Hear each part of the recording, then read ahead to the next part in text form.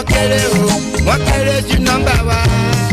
Wọ́n kéré sí nọ́mbà wa, àwọn ọmọdé wọ̀nyí kéré sí nọ́mbà wa. Wọ́n kéré sí nọ́mbà wa. Wọ́n kéré sí nọ́mbà wa. Not because I suffer fast, not because I pray and fast. No be your show, no be jazz. I'm watching. Daily Osinachi, Namnukwa, Osinachi. One man, Osinachi, I'm watching. Daily Osinachi, Mama, Osinachi.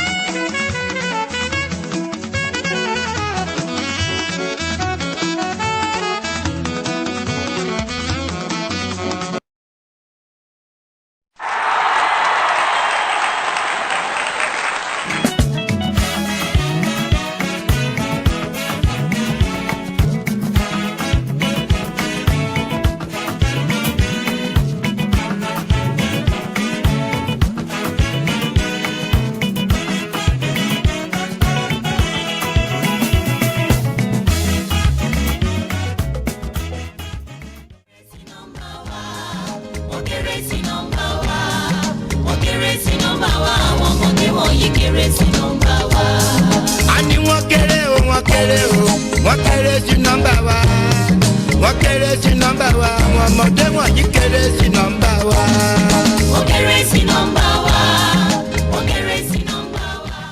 Not because I suffer fast, not because I pray and fast. No be your show, no be jazz. I'm watching. Daily Osinachi, Namnukwa, Osinachi. One man, Osinachi, I'm watching. Daily Osinachi, Mama, Osinachi.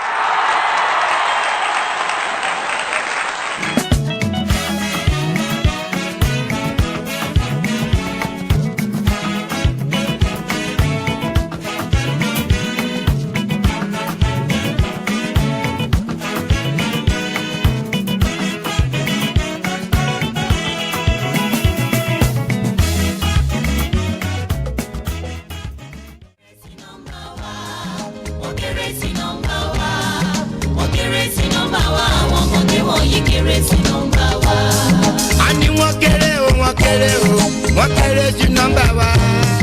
Wọ́n kéré sí nọ́mbà wa. Àwọn ọmọdé wọ̀nyí kéré sí nọ́mbà wa. Wọ́n kéré sí nọ́mbà wa. Wọ́n kéré sí nọ́mbà wa. Not because I suffer fast, not because I pray and fast. No be your show, no be jazz. I'm watching. Daily, Osinachi. Namnukwa, Osinachi. One Osinachi. I'm watching. Daily, Osinachi. Mama, Osinachi.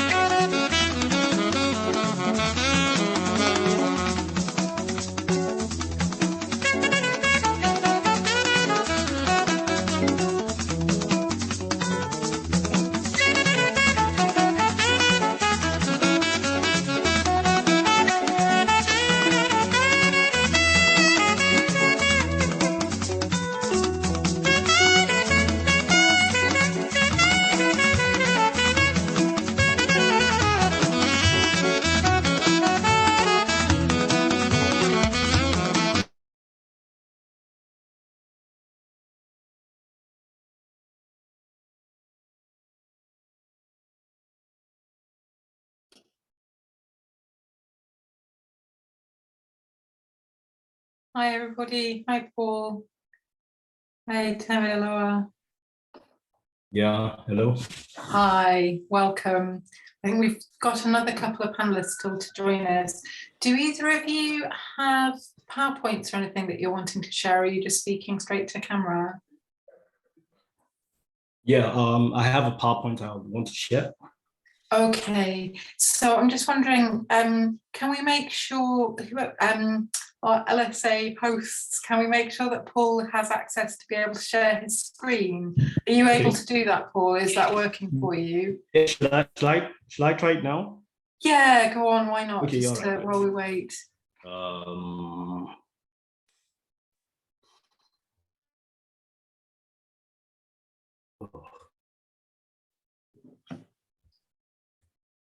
Just a minute. Sure.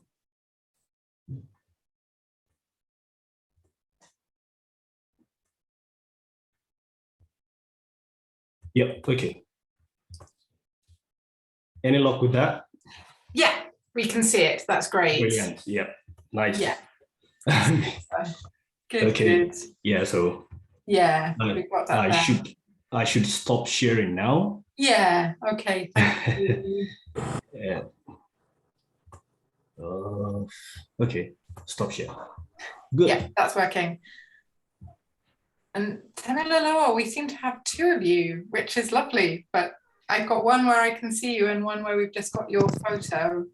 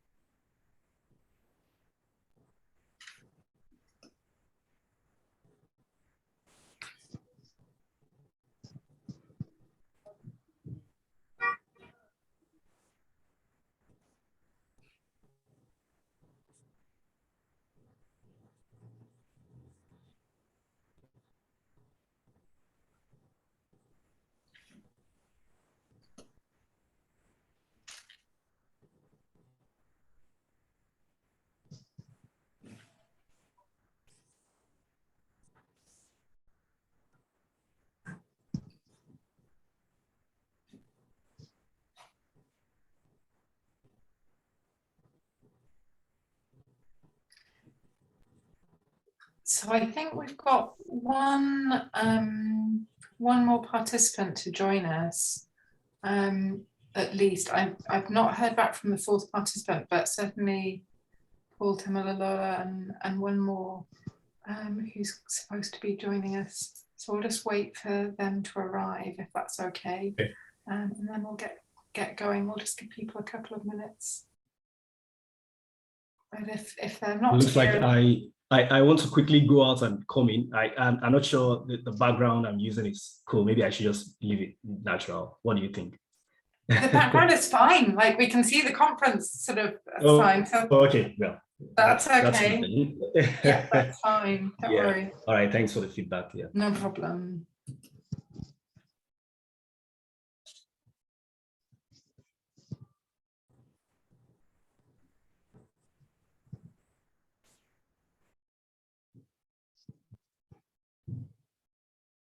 Okay, so yeah, Temalola, we've just got one of you now. So that I think that probably works better, just the sort of one image. Thank you.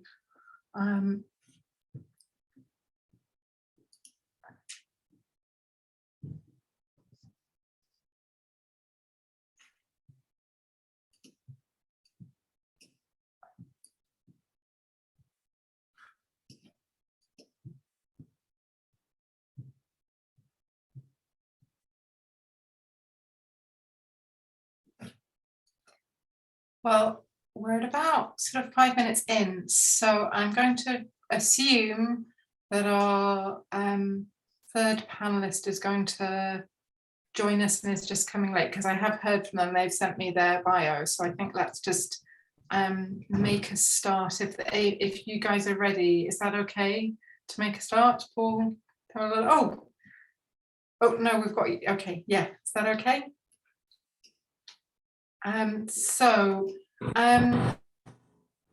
Our first paper is going to, if you're happy, I'm going to work us through in the order that the papers are in the schedule, if that's all right. So, and we've got people in the audience, so we'll make a start. So welcome everybody to this evening's session. This is the second of several sessions on visual and popular culture in transition. And I'm delighted to be chairing this session.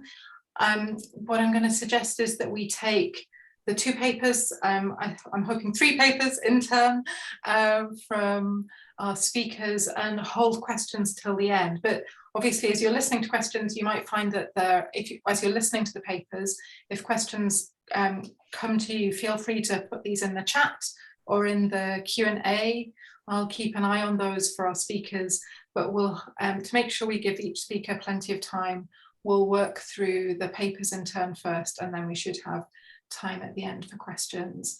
And yes, speakers, I will try and give you a sort of a 2-minute warning, so you know when we're at the end of our, I think we should have 20 minutes for each paper, given that I think at most we're going to have 3 presenters this evening.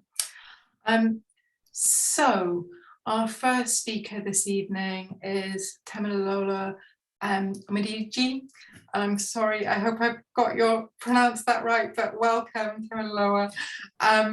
It's lovely to have you here. So Temalola is the law librarian and law teacher in the law faculty of Redeemers University in Nigeria. And she's a legal practitioner keen on law librarianship, information technology, incorporations of companies, and legal research. And she holds her LLB and MLIS from the University of Ibadan, Nigeria. And her paper this evening is called Bring the Paper, Let Me Sign, Popular Culture and the Legality of Divorce. I'm going to hand over, and I'm very much looking forward to this paper. Thank you. Thank you, good day. The title of my paper is Bring the Paper, Let Me Sign, Popular Culture. So I would like to share my screen. Okay.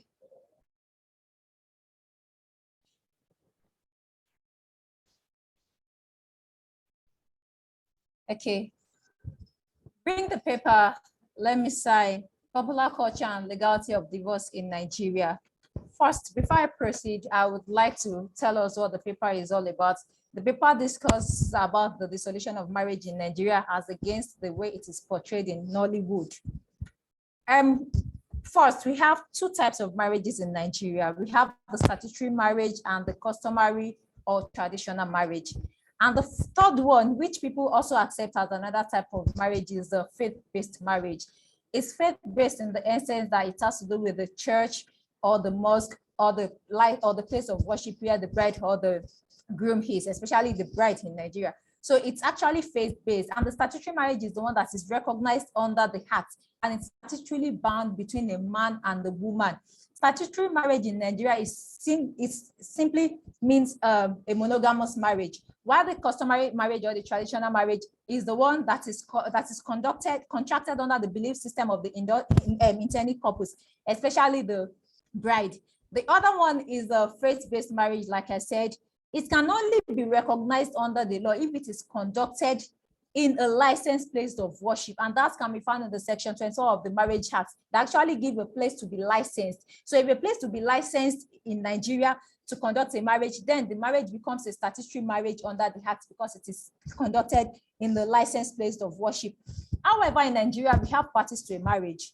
We have a man and a woman.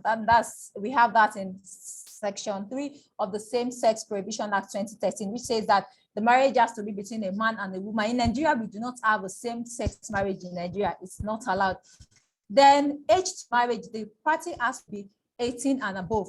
Section 21 talks about the Child Rights Act, which prohibits the marriage of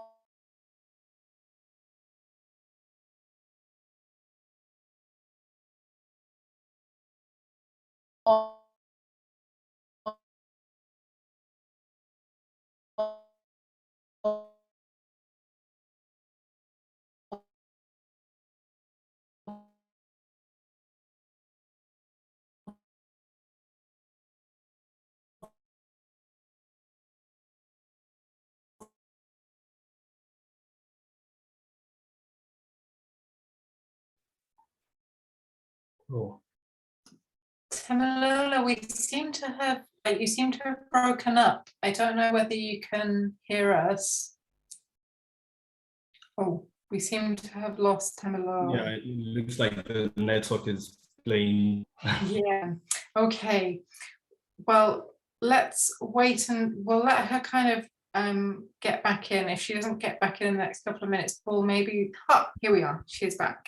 Tamaloa, I'm sorry, you broke up for us. So you were just on your slide where you were explaining sort of some of the legal context for your paper. I'm going to turn my camera off to try and keep as little sort of screen bandwidth on as possible. I'll let you carry on. Thank you. So I talked about the validity of marriage in Nigeria, that Section 34 of the Marriage Act validates that the Act, and Section 35 validates customary marriage in Nigeria. Now to the paper in proper, the solution of marriage. And before I proceed, I would like to play this 30-second clip to show how marriages are dissolved in Nollywood industry.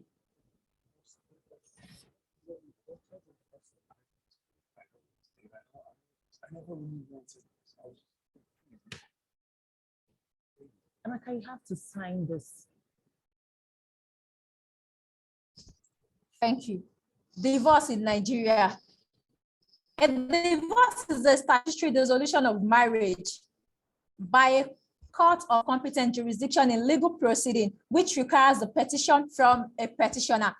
Before somebody would think that he or she wants to dissolve a marriage in Nigeria, it has to come in form of a petition that will be given to the petitioner. And the party seeking a dissolution of marriage in Nigeria must ensure that the marriage was conducted at the licensed place of worship or a marriage registry with a valid certificate of marriage certificate. Now, the question is, for marriages that they dissolve in Nollywood industry, was there even a marriage in the first instance? We need to understand that even before we have a marriage, there must be a marriage between, there must be a union between a man and a woman that is contracted and evidenced by a valid marriage certificate. This shows that there is a marriage in the first instance. We find instances that people will come and they will say that they want to dissolve a marriage. In the first instance, they never had the marriage. They are only cohabiting.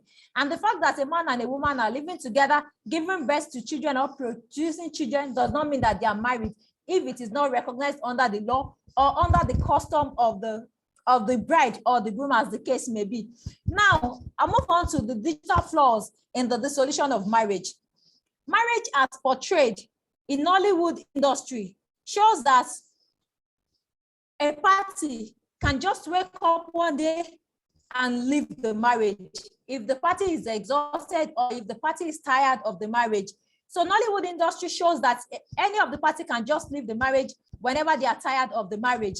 And this is actually wrong, because for a marriage to be terminated in Nigeria, the marriage has to go through a process.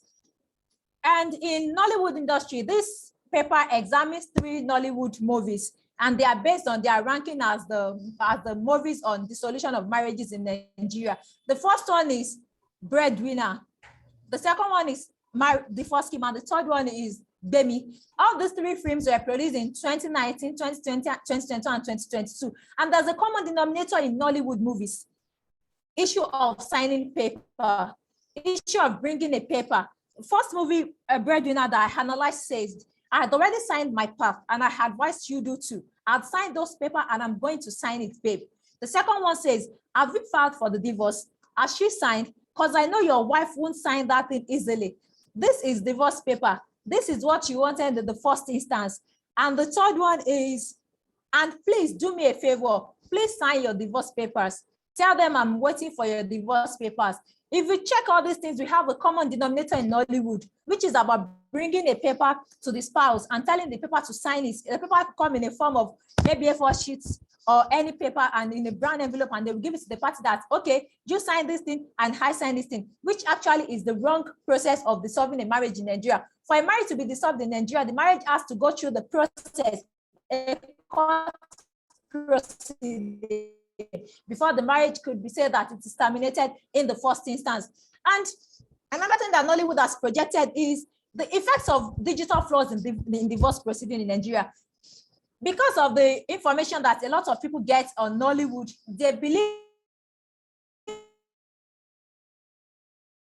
that, okay, they are getting the right information on Nollywood, and majority of them, they live their life, their judgment.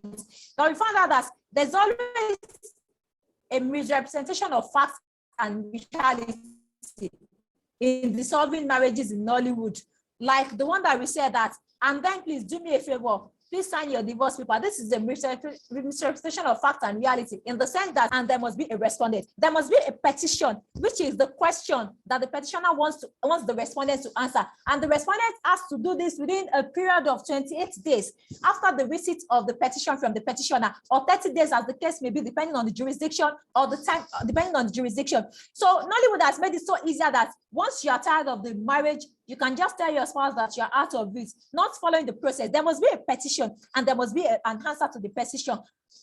And the other one is the solution is cheap. This is so common as one of the effects of digital flaws in divorce proceeding in Nollywood. The solution is not cheap. Times to that number, they have projected it as something that you can just wake up one day and come or go to any law office and tell your lawyer that, okay, please, I want to dissolve my marriage.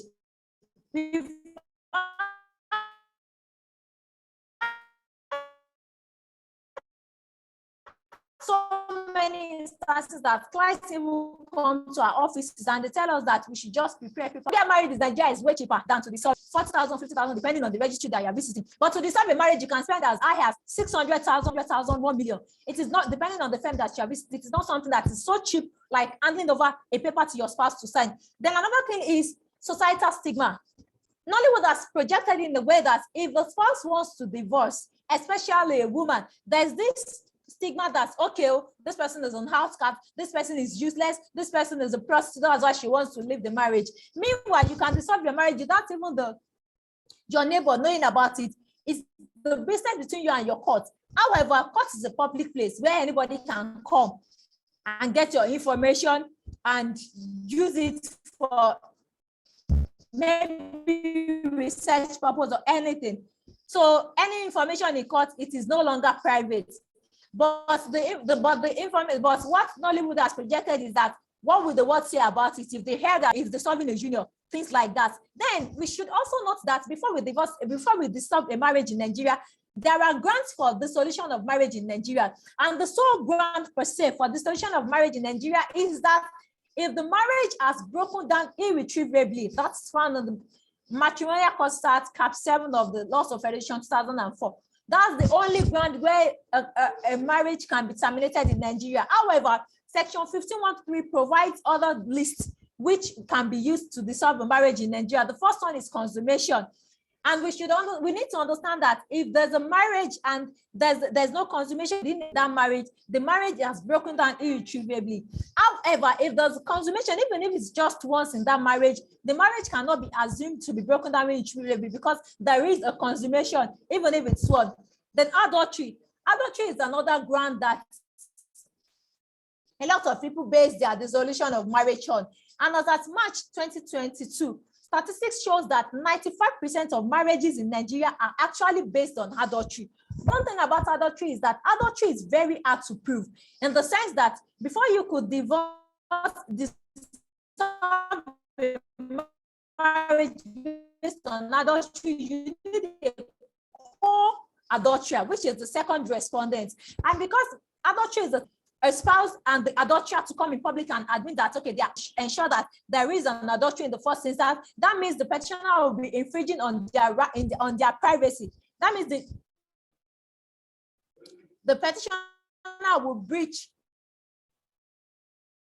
the privacy of the other. So adultery is very hard to prove. And the second response, indeed, there is an adultery or there was an adultery, as the case may be. Then the third one is cruelty, domestic violence. If it's evidence, if it's shown that, yes, there is a domestic violence in the union, it's another ground, cruelty, where the marriage can be dissolved or terminated. Desertion, living apart for a continuous period of at least 3 years. If a spouse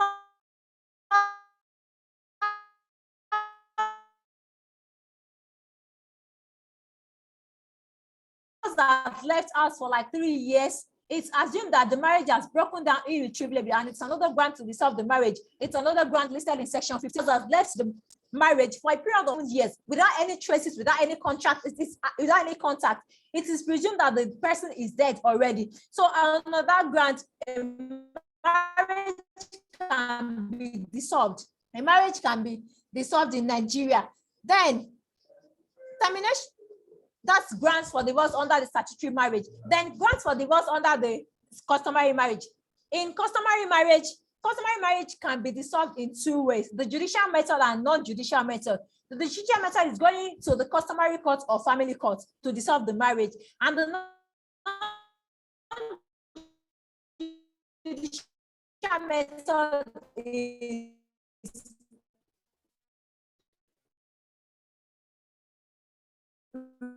refund of the bride price, mutual agreement. The 2 parties can come to the 2 of them. They can tell that, okay, we are tired of. So in Nigeria, this idea of petitioner, so-called petitioner that wants to divorce, they will just walk to offices or they will just call a lawyer that, okay, please, I want to divorce my marriage. And if you're asking them that, what type of marriage do you contract? Majority of them don't even know the kind of marriage that they contract in this instance. And we need to understand that for a marriage to be dissolved,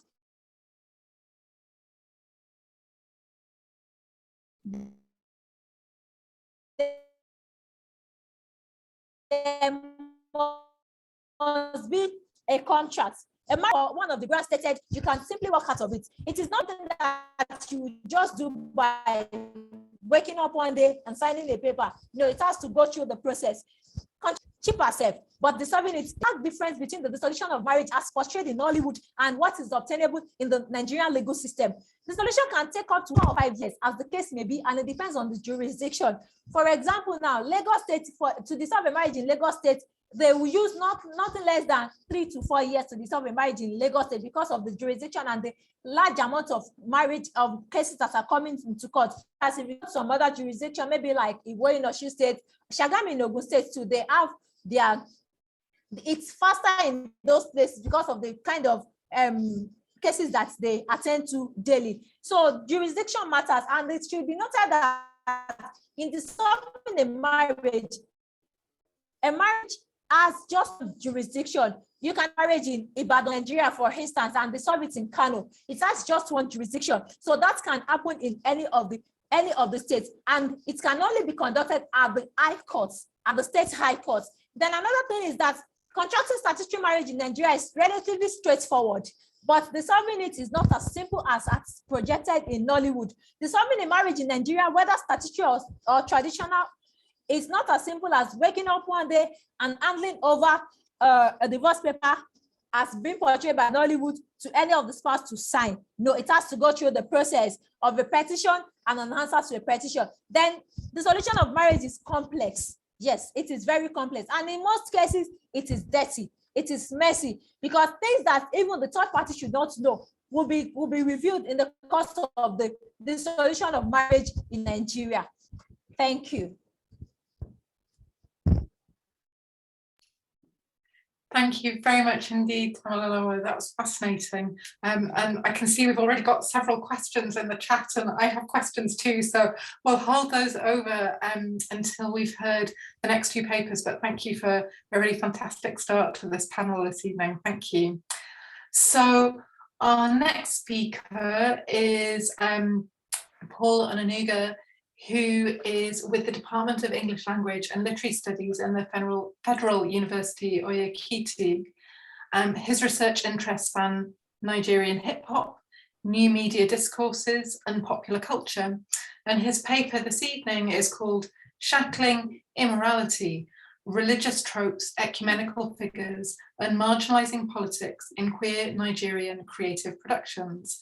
And Paul, I'm going to hand over to you and let you share your screen next. Thank you. Yeah, all right. Thank you very much, Catherine, and good evening, everyone. Good morning, good afternoon, good evening. Yeah, because I'm sure that we have different time, people from different time zones.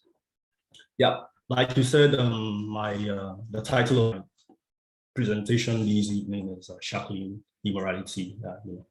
Religious Tropes, Ecumenical Figures, and Marginalizing Politics and Queer Nigerian Creativities. And I would want to start with the latest happening in the United States this afternoon, where the Roe versus Wade Supreme Court judgment came into being, and this showed the influence that religion can have on, sociality and human relations.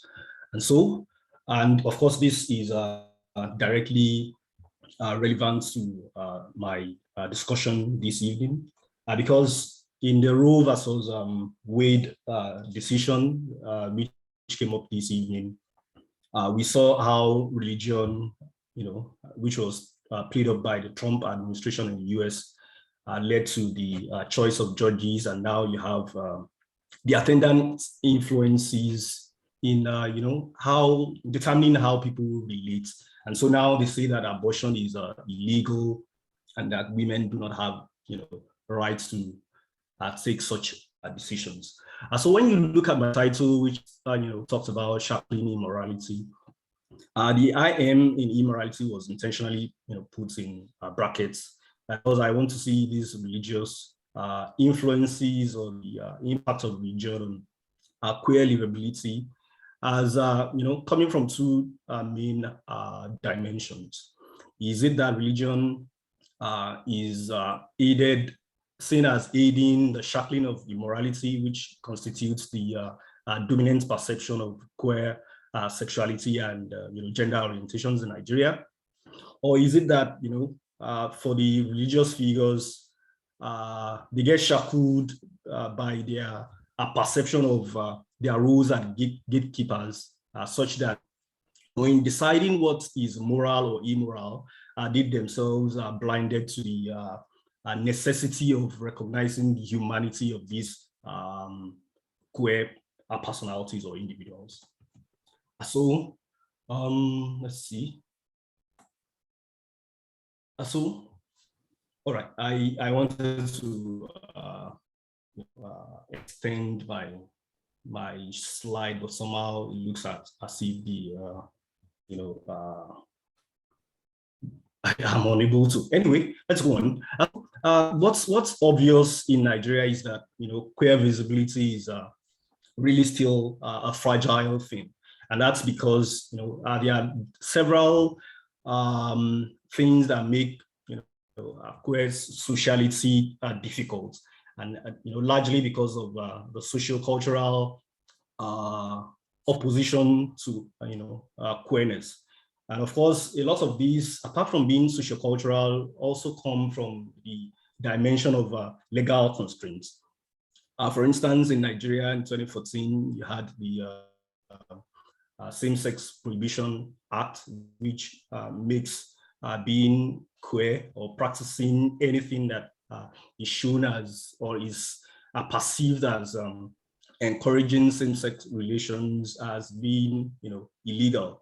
And of course, these have huge outcomes for people who recognize themselves as non-heterosexual. And so you have several instances of a state or non-state agent violence.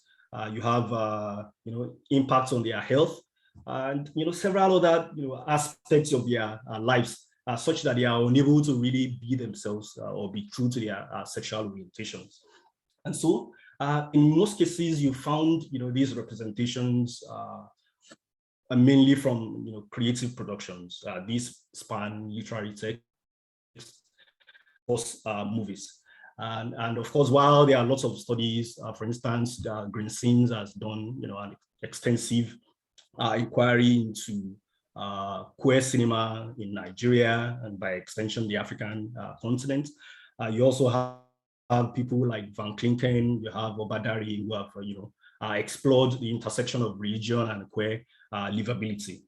And what comes to attention from what these people have done is that religious leaders, political leaders, and of course the masses have been enabled to perceive religion as a tool through which they can order people who don't identify as heterosexuals.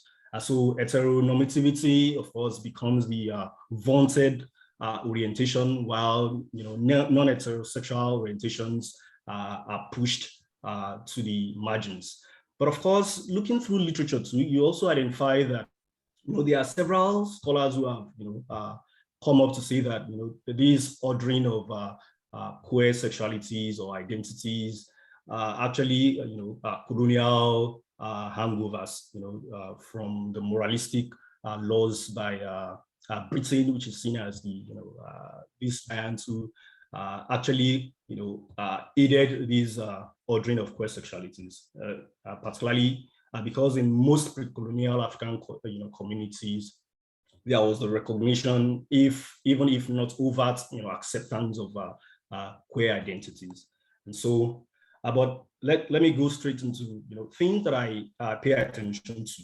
So as I list here, I say engaging the portrayal of religion in selected text and films from Nigeria.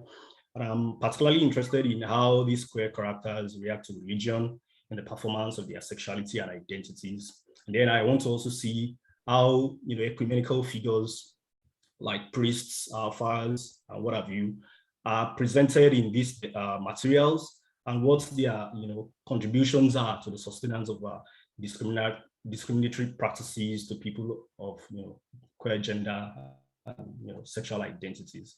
So specifically, I paid attention to two Nigerian fictive writings and two movies. For the literary text, I used Judibia's Walking with Shadows, which is a seminal work when you look at literary texts that discuss queer sexuality in Nigeria, because it's the first Nigerian literary text that actually has a male homosexual character as the protagonist. And on the other hand, you got Chinelo Aparanta's Under the Udala Trees, which is about lesbian identities. Then for my movies, I look at Hell or High Water, which is produced by Tears, which is a queer advocacy group in Nigeria. And then Sinners in Heaven, which is Nollywood production. So particularly, I pay attention to textual analysis and using the framework critical discourse analysis. So I want to look at identity formation, power, ideologies, hegemony, and how these are enacted in the text. So, of course, like I earlier said, when religion meets queerness, it's usually a combustible situation, because there are always the use of scriptural materials and doctrines to create oppositional narratives and also marginalize people who are seen as practicing non-normative sexualities.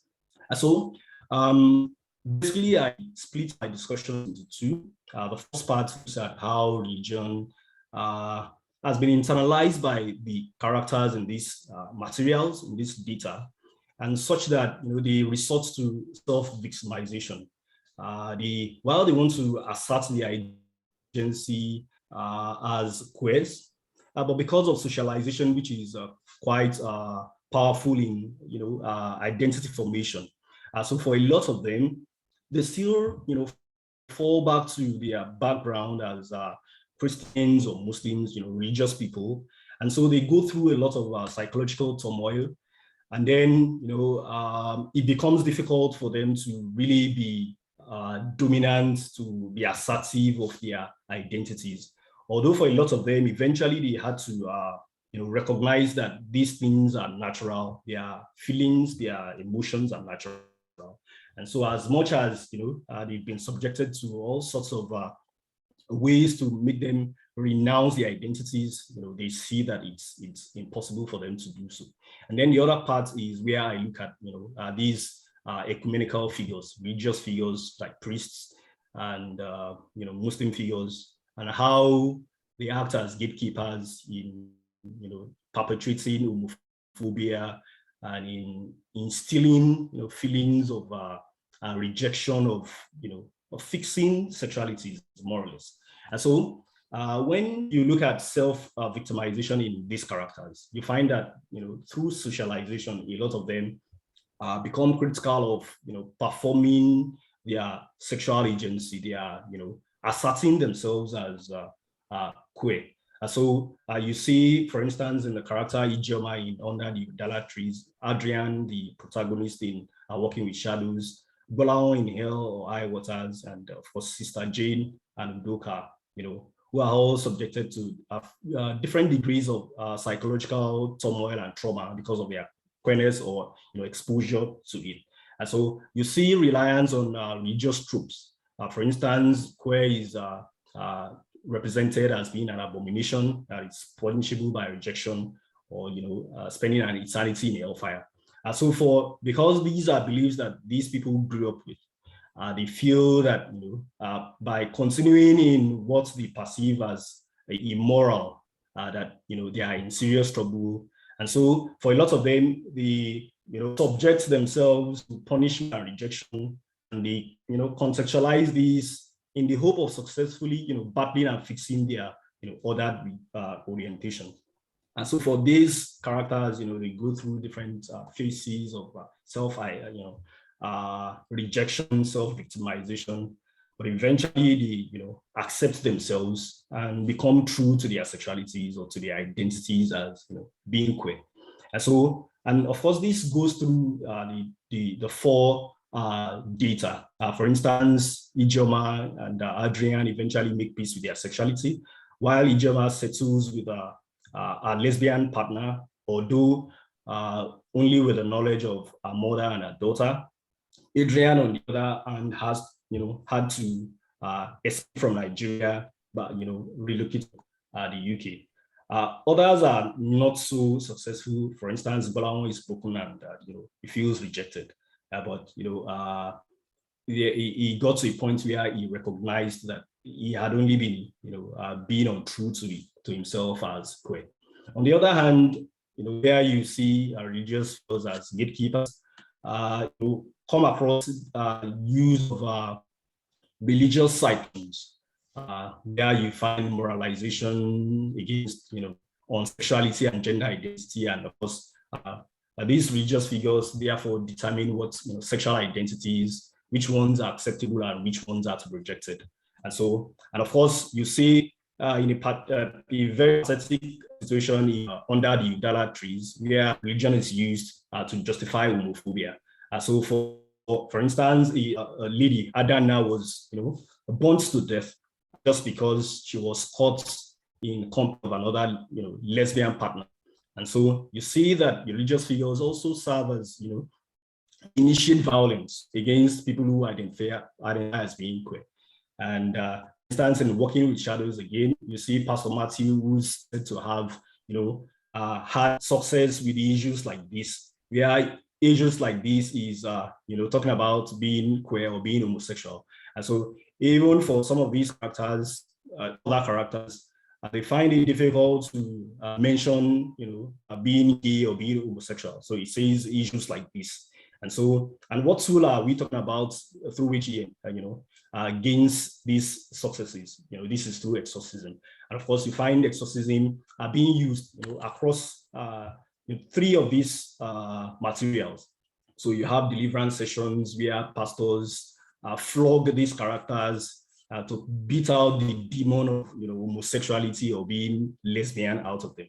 And of course, like I said earlier, we also have religious complicity, which led to the death of Adana. And of course, this was performed by a man's thundering voice while reciting a prayer, as the mob went ahead with the arson, killing Adana.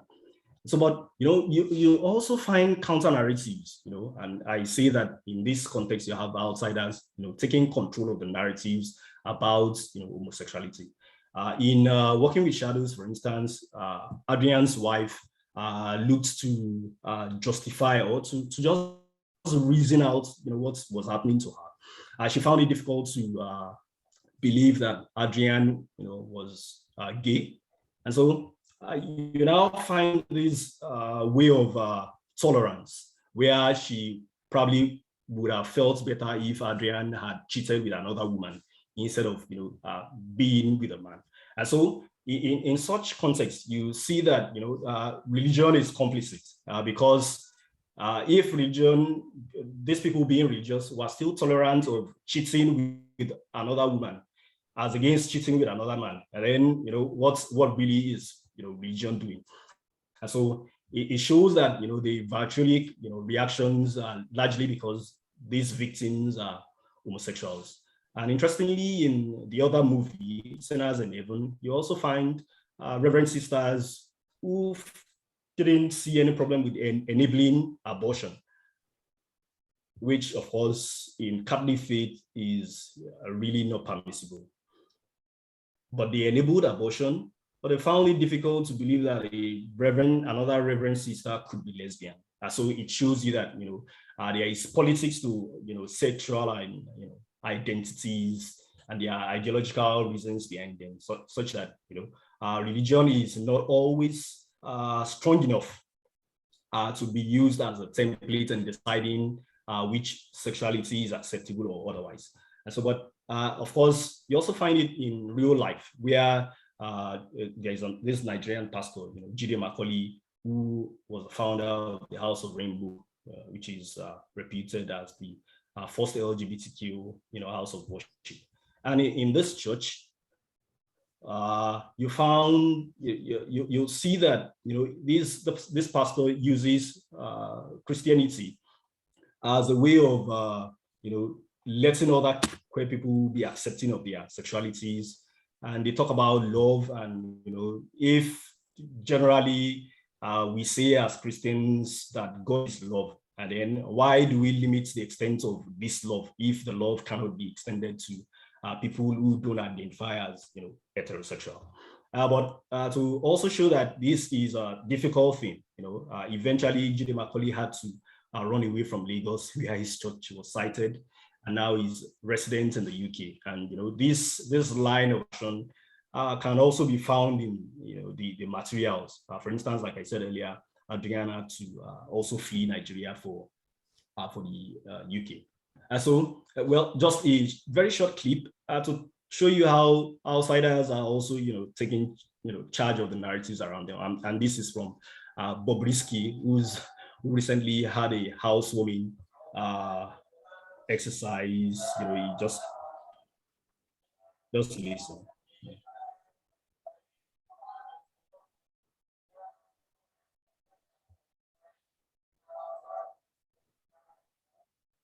Well, it just shows you how religion can blind its eye when wealth and social status comes to play. This is Bobrisky in Nigeria, which is chronically homophobic, but you have Muslim clerics sitting around him and praying for him as he moved to his new house. So it shows you how difficult these narratives are. Yeah, the average person won't be overtly expressive of their sexuality, but here is Bobrisky, who is a celebrity of some sorts in Nigeria, enjoying this kind of overt performance of the sexuality and its intersection with religion. So I want to conclude that, like Bohm 2015 also identified that these creative productions, talking about literary works and of course movies, have ways of challenging the limits of what can be shown and point, to the aesthetics of showing what used to be unshowable. So through these, media, text and video, you see that these marginalized people are taking control of the narratives around their identities. And so while ecumenical figures, religious figures represent anti-queerness, because they spread homophobic attitudes and rhetorics, but you also see that a lot of queer people are building religion as a way of gaining acceptance or authenticating their identities as queer. And so when they do this, it's to say that while some other people perceive religion as being in opposition to being queer, for them God takes control of all of these things. And it's interesting to discuss things like this because, of course, ordinarily these are tagged as taboo subjects and topics, anything that oscillates around religion and queer narratives. But we are looking through some of these, and it shows that debate is still on, and we want to see what will manifest in the next few years or decades. Thank you very much. Thank you very much indeed, Paul. That was a fantastic paper and followed in really interesting ways from Temi. So thank you very much for that. Again, I've got all kinds of questions written down, but we'll move on, if that's okay, first to Olusegun, who is now with us. Welcome, Olusegun. So Olusegun Quadri is a postdoctoral fellow with Arts of Africa and Global South Fine Arts Department at Rhodes University in South Africa. And his research trajectories engage socio-political discourses on African space, interrogated through artivism, protest art, and performance art, especially those that transgress seemingly impermeable boundaries and forge new research pathways. And today, they're speaking on the topic of photographic narratives of police brutality in urban space. Lagos, Nigeria, #EndSARS saga in focus. And so I'm going to hand over now. And are you there, Olusegun? At the moment you seem to be muted, but if you, yep, okay, great. I think you're there. Fantastic. Good evening, everyone. It's nice to be with you this evening. And I also want to appreciate the speakers that have presented papers. They have given wonderful papers. I also want to commit the effort of the share for tonight. I quickly want to go into my paper so that I can give my presentation. I believe everyone can hear me. Yes, we can. Yeah, thank you. Thank you very much. All right. The topic before me this evening is photographic narratives of police brutality in, okay, let me share my screen.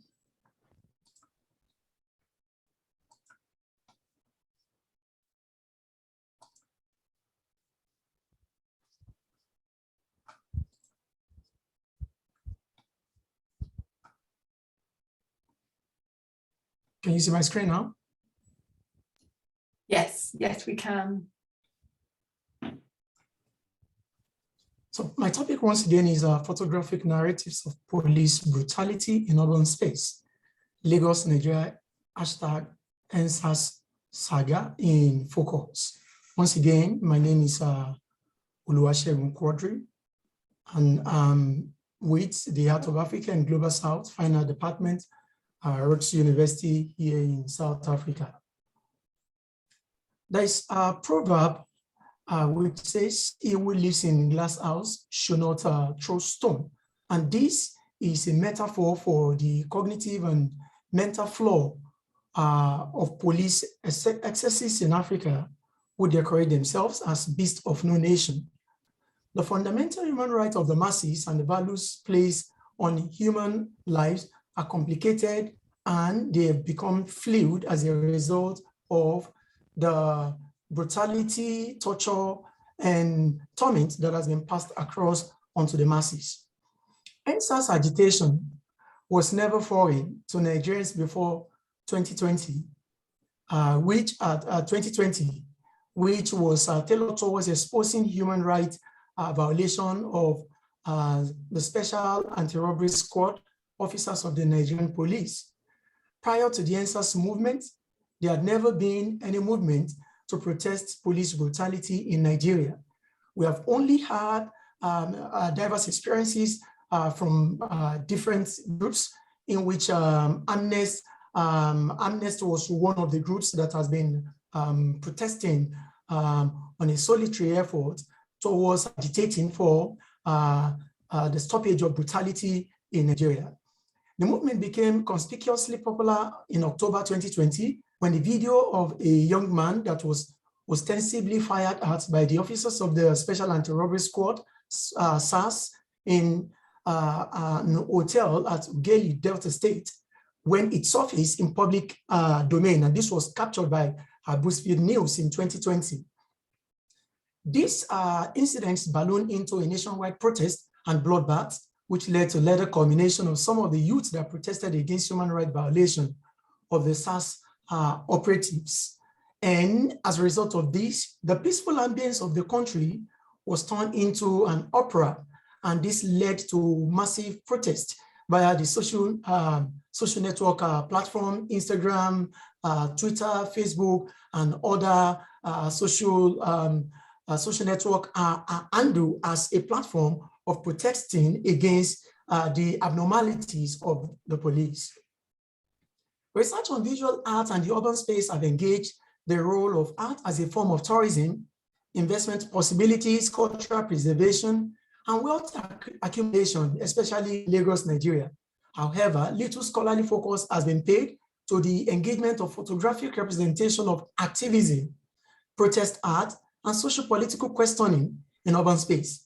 Africans have also tried to resist and criticize disrespect to human values and the infringement on the fundamental human rights of the people. This agitation seems to attract little attention across spaces and places in African governmental agenda.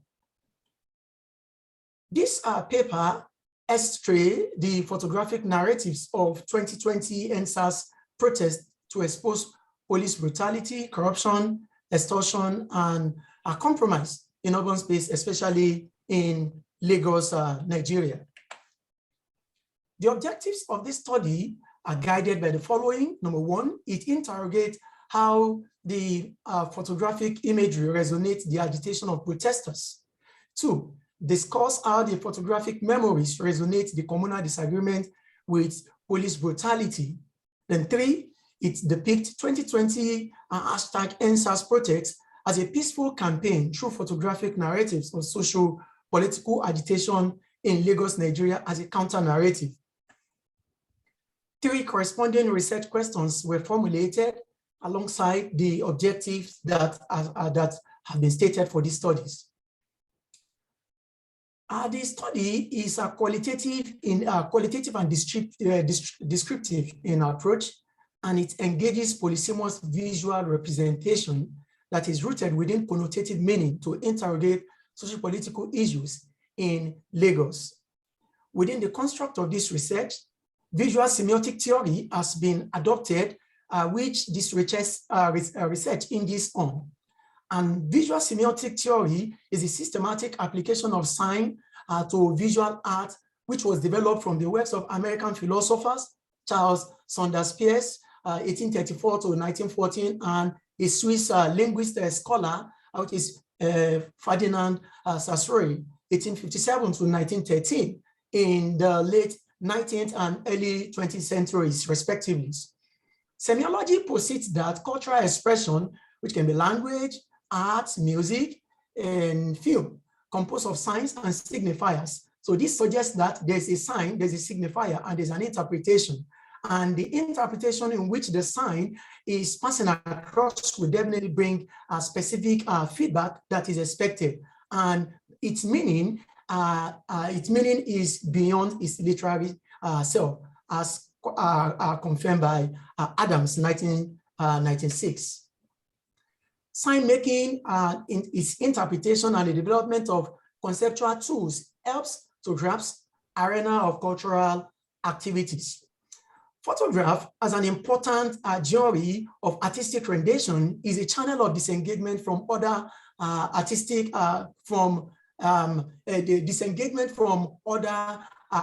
media. Art activism, a metaphoric, iconic, and symbolic construct within a socio-political context, has been used for political communication, despite the fact that it has not been well embraced or well accepted within the community. This study utilized purposive sampling techniques. The photographs that were analyzed for this study were collected purposively from photographers whose photographs resonate with socio-political themes. Understanding activism in Nigeria. Activism is a coinage of art and activism. Is a situation where art is used as a tool of enacting a campaign of bringing out agitation to the knowledge of those who are concerned. It is accessible and also democratic in nature, and it is also within the coverage of a democratic society. And the cravings of activists is a peaceful demonstration and the need to bring forth their agitation to the concern for them to be able to gain necessary attention. Activism is a non-violent movement at the center stage of ensuring participatory and inclusive democracy as dividend for the citizen, which is contrary to the popular belief of people that activism is an anti-governmental attempt. Scholars such as Mambridge, 1919, Naples, 1992, Ryan, 1992, Style, Lin, 1994, Style and Clark, 2003, have expatiated the issues of political action, activism, and social problems, and the need to direct effort towards them. Svetsky, 2010, on page 163, also define activism as involving local instigations of new series of elements which intersect the actual and generate new collective enunciations, experimentations, and investigation which erode good and common sense and cause structure to swing away from their sedimented identities. The concept of police brutality is seen as the use of unnecessary or excessive force by police officers when handling civilians. This is characterized by the use of substances like nerve gas or batons, though it does not have to be physical abuse or attack in some cases. Brutality is becoming a global phenomenon, especially in Africa, from the Western Africa to East Africa to North Africa, from North Africa to the Central Africa, and from Central Africa to Southern Africa under the subjection of the security forces who are to the nation but kept plundering it. A strong and salient argument has been posited by Adebayo and Ojo, 2009, and as well as Aluko, 2009, and Aram, 2011, about the misconduct of the police as a misplacement of priority and a divergence from their primary responsibility of ensuring nationwide defense in Nigeria, which makes the force to lose its expected probity. The lingered anger over police excesses and accusation of illicit torture, harassment, unjustified arrest, shootings, rape, extortion, among other incriminating offenses leveled against the SARS, a Nigerian police unit, made the community to lose the confidence, to pass a vote of confidence onto the police force, who are supposed to be respected within society. Without provocative action taken by the government to permanently curtail these abnormalities, spreading like inferno, the protest ballooned into wider grievances against the government with agitation for a total police reform. Civilians often fight back when they encounter police, while NGOs complain about continuous police brutality within the community. The police force is to prevent and protect and detect crime, and that is the major responsibility which they are supposed to carry out.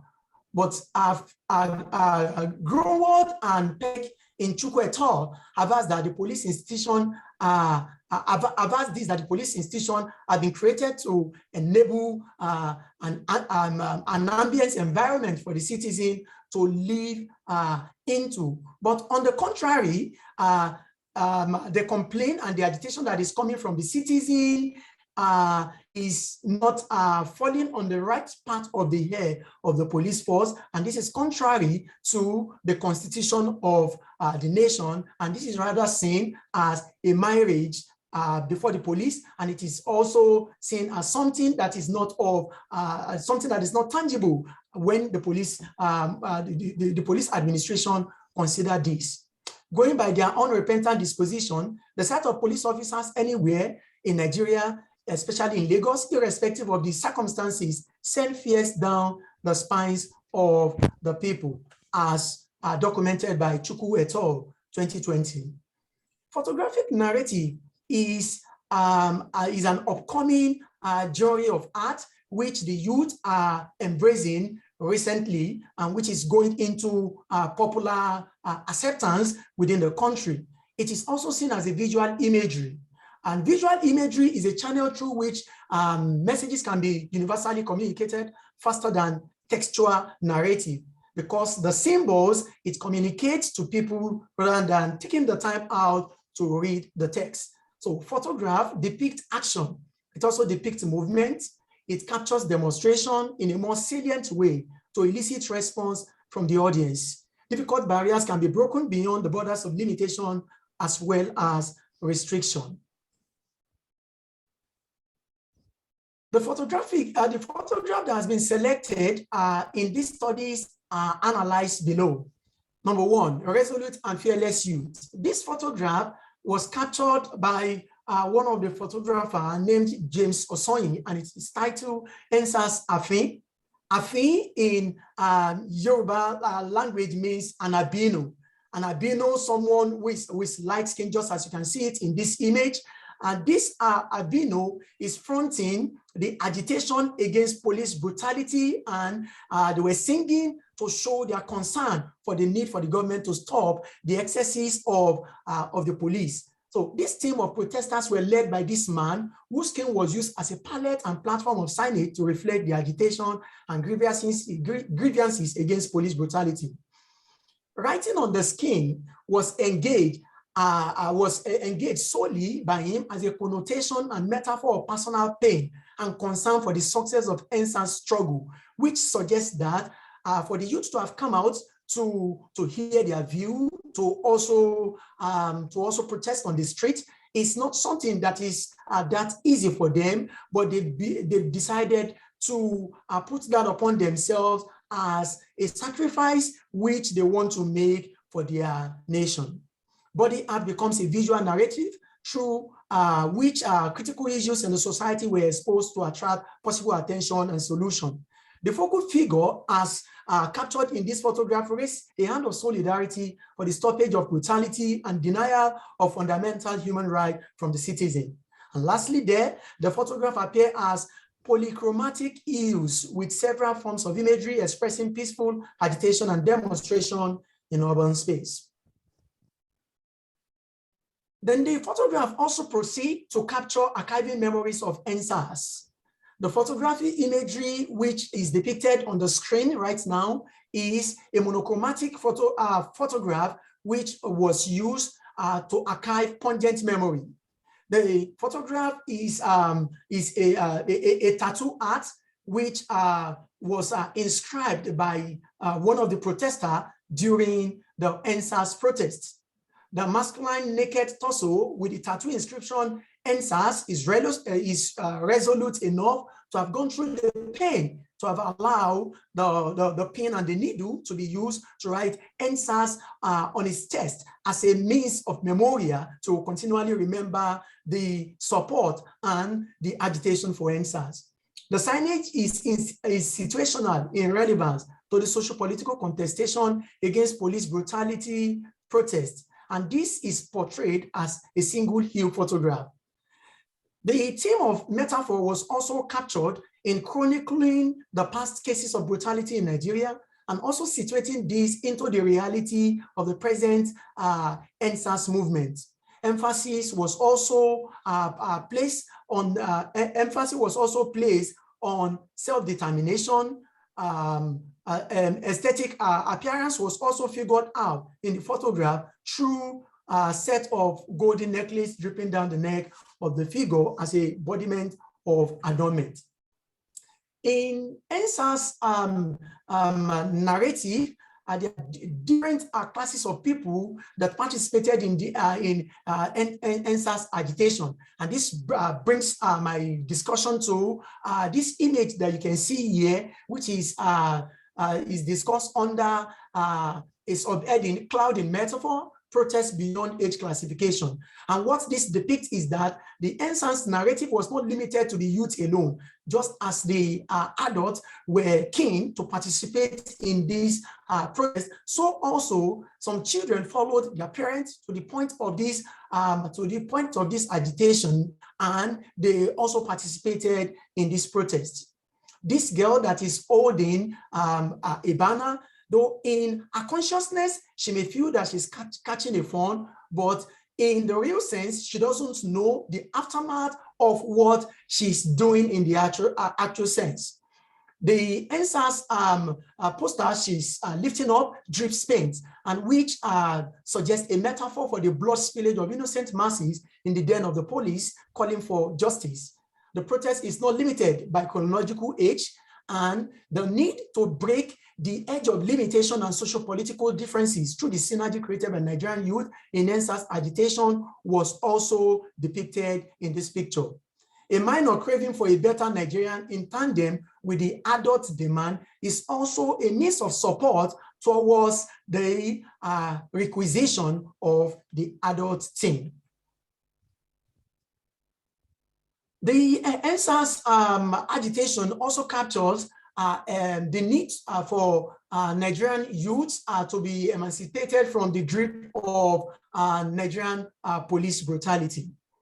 This image, which is right here on the screen, it reflects social-political issues in a way that provoke interrogation and discourses. NSAS protesters resonate with the labor of past Nigerian heroes, and in Nigerian anthem says that the labor of our heroes past shall never be in vain. The heroes and the leaders, the nationalist leader that fought for Nigerian independence, one of them is being depicted on the screen, who is Obafemi Awolowo. And the person that captured this photographical representation saw this individual who climbed onto the above life-size sculptural piece, which was situated in one of the roundabouts in Lagos, and he got this photographic depiction such that it resonates with the struggle of our heroes past and the agitation in which they have also campaigned for earlier before Nigerian independence in 1960. The standing figure is also metaphoric and symbolical, and in which it represents a resolute and determined Nigerian requesting for a certain level of internal freedom within a legal stance of nationality and citizenry. The photographic representation on this slide captures the need for mothers to also participate in the NSAS protest. And the photograph title, "Even the Mothers Are Concerned," it's this woman with an inscription, "I am just a single mom fighting for my son's future." And she wrote NSAS with a resolute heart and with a bold face. She was looking and gazing into the sky and expressing a feeling on how the police brutality has also affected the normalcy that she's supposed to live as a woman. So women's agitation for their future, for their children, has been typified in this photographic representation. And this is the representation of a woman who has a gaze of hope into a desired future. The symbolism of the pink color, which has been captured in the poster that she's holding, it shows the tenderness of women, the compassionate characteristics of women, through which they agitate for the future of their children. And there's also a counter narrative in what this woman is doing, which negates the belief that women are cowards, the belief that women are weaker vessel, the belief that women don't have any voice. And it resonates with the riot that was depicted in 1929, which was tagged About Women Riot, as well as the activities of Aisha Yesufu, who was one of the frontier of NSAS agitation movement. This paper argues out that I was just going to say, this paper argues out that the concept of brutality was engaged as an attempt of retaliation and power dominance, which was used to subject the civilian into a total control by tyrannical rulers. It also captures torture and torment as simulated as element of brutalism to deal with cases of insubordination by the SAS unit of Nigerian police. The study also argued that photograph as a journey of artistic expression has the capacity to capture socio-political contestation. It is also argued that photographic imagery depicts the experience of torture, molestation, ill treatment of civilians, among others. Body art becomes a visual narrative through which critical issues in the society were exposed to attract possible attention and solution. From this study, the finding of the study,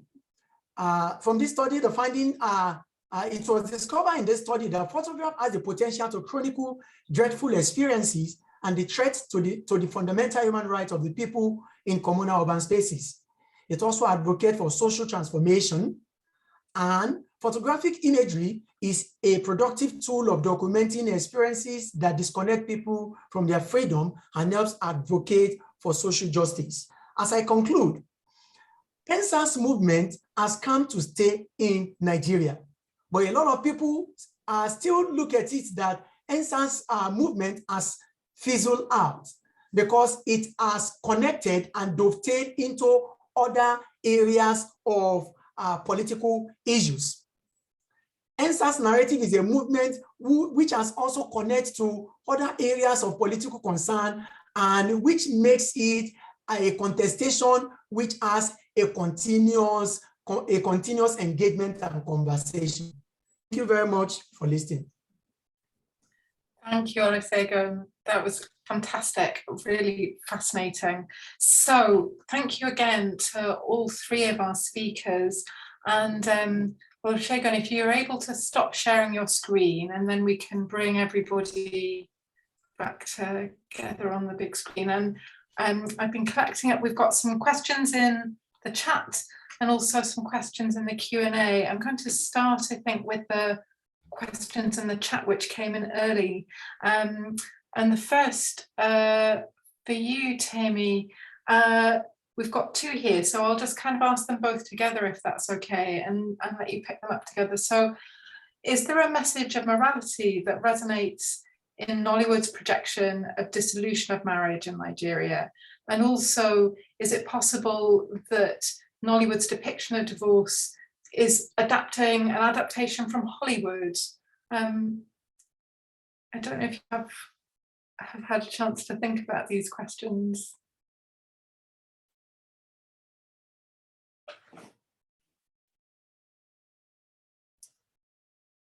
Tammy, are you still there? We can't, you don't seem to be muted, but we don't seem to be able to hear you.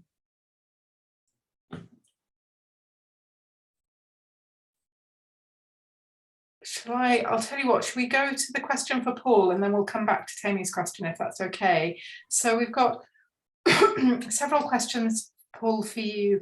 I'm going to go to the Q&A here. So we've got a question here. Did you, in the course of your study, discover any efforts by the government to censor the expressions of the queer community in virtual spaces? And are there provisions in the same-sex marriage to regulate expression of same-sex in virtual space? Yeah. Okay. All right. Thank you for those questions. Well, yeah. From some of my other studies, where I engage, the digital space and its affordances or democratization of identity formation and expressions. Of course, the digital space is has been quite useful for queer advocacy in Nigeria.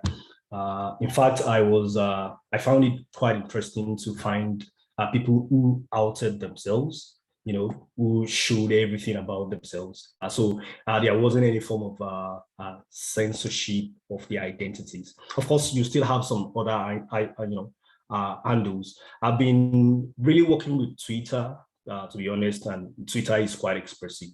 In terms of the same-sex, in terms of government move to censure, if they are doing that, it hasn't worked.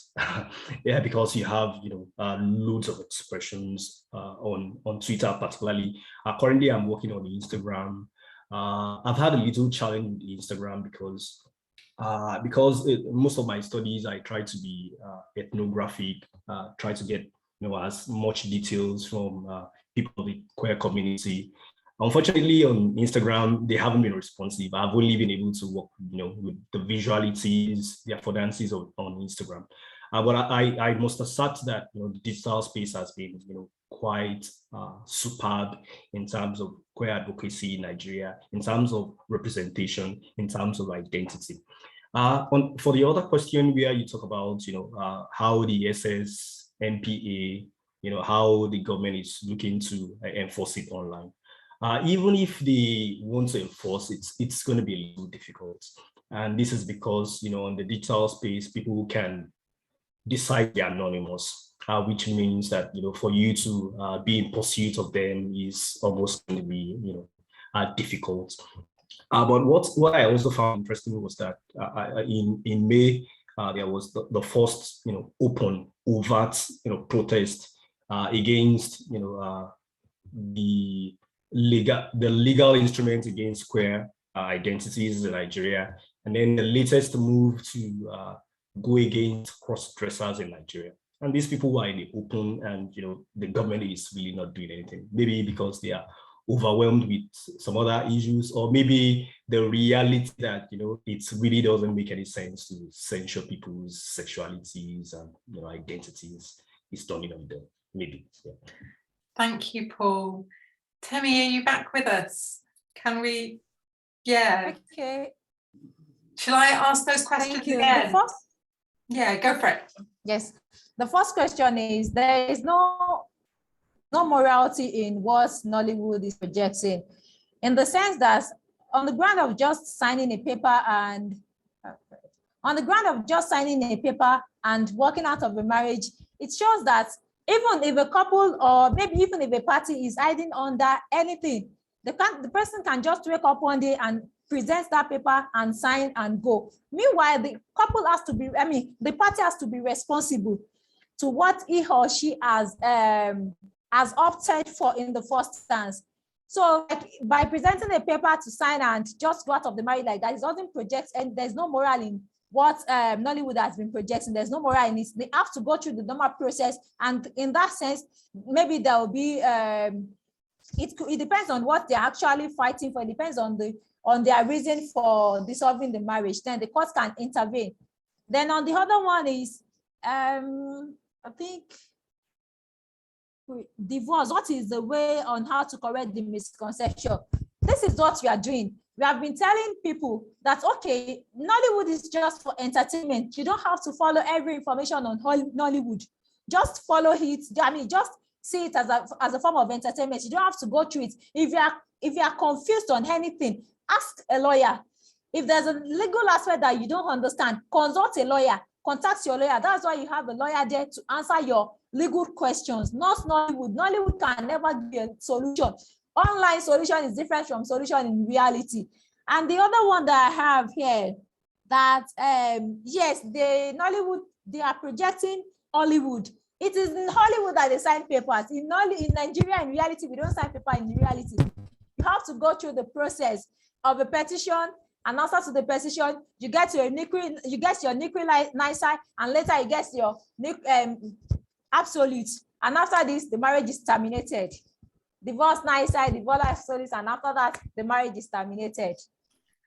Thank you, Temi. Thank you so much. And Olusegun, you have your hand up, so do come in. Thank you very much. I want to ask a question, and the question is coming to Dr. Ononuga. Yes, I think I'm right. Yeah. Okay. So yes, yeah, sure. Yeah, please go ahead. Yes. So there's a background here in my space where I am presently, and which resonates with the presentation of Dr. Nonuga, and which has to do with the LGBTQ society, and where there's an agitation for there's an agitation for societal independence. There's an agitation for freedom of association. There's an agitation for access to social amenities within the society, and also being able to express themselves within the society without any barrier. So what I want to bring out, and in fact, in South Africa, the government are in support of that.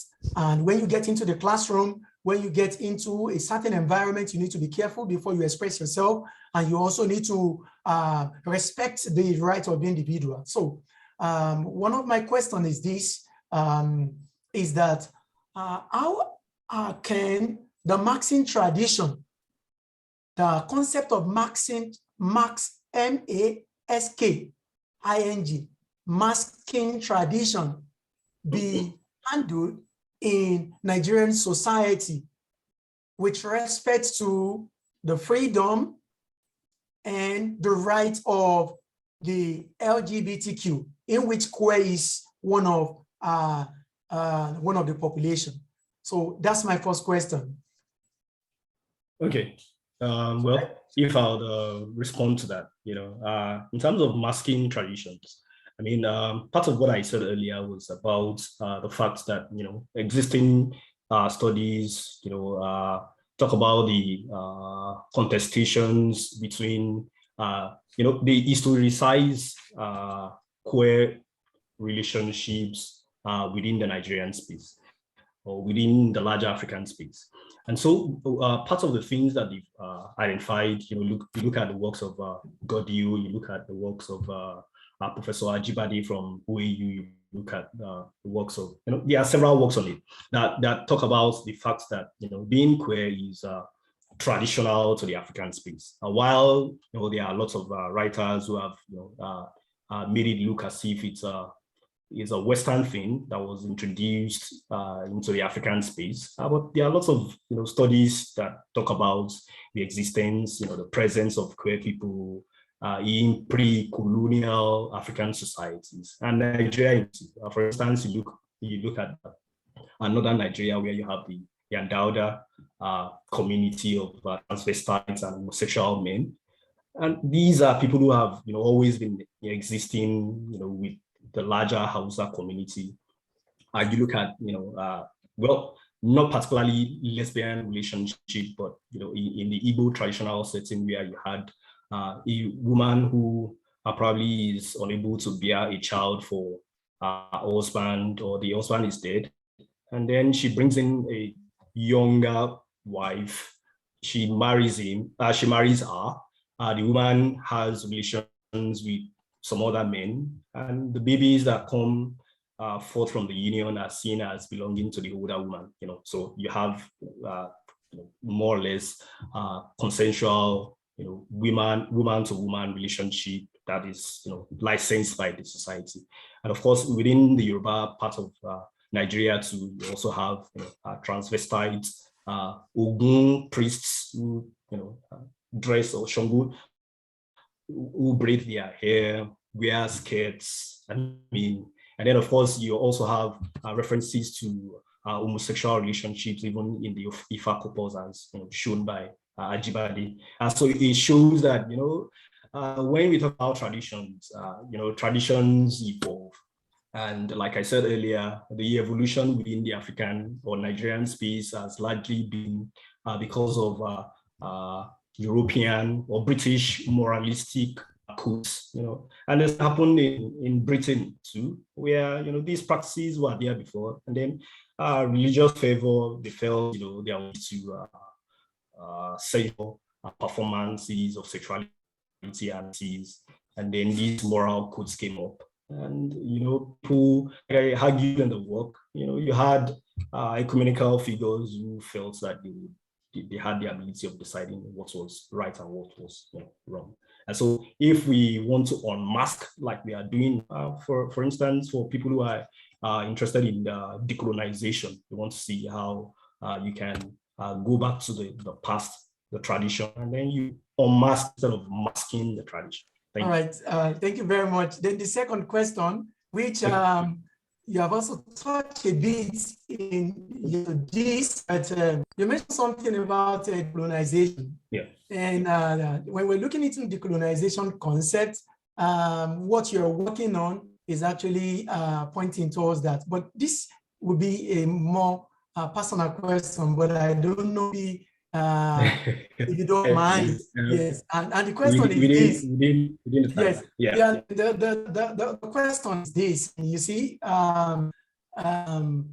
within the social-cultural environment, people have not been able to separate the person of your researcher from the content of your research. The point of convergence is the point of divergence. Now, my question is that how have you been able to handle contestation and criticism that comes from colleagues? Yeah, well, it's an interesting question that comes up almost every time, to be honest.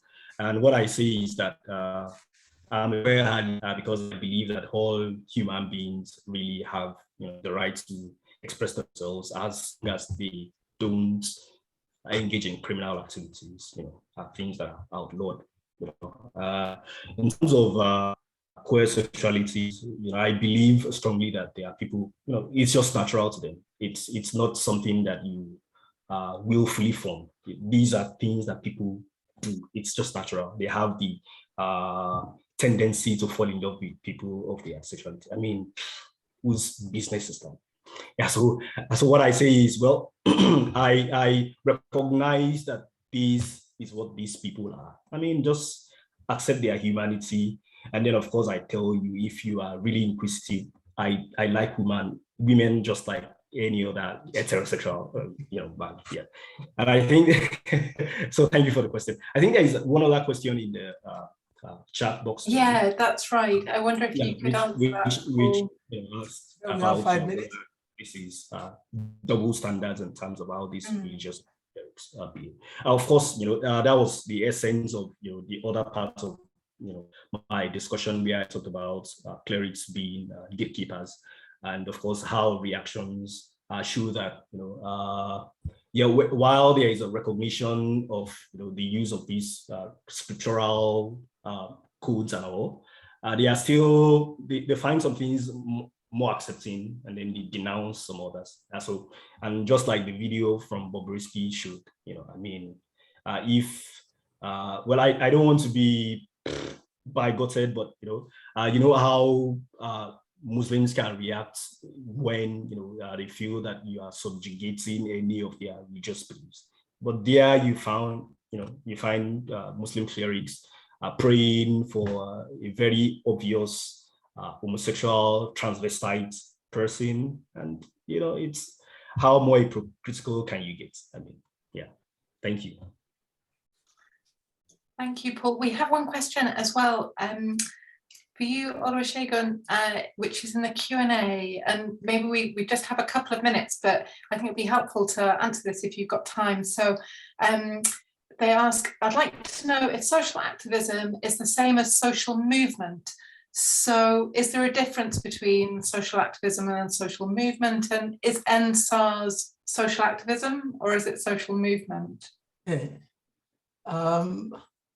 So social movement, it engages different approach, or what I can call approaches.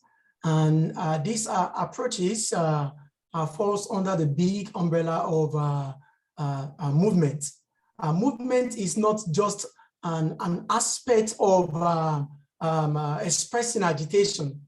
It's not just an angle of expressing one's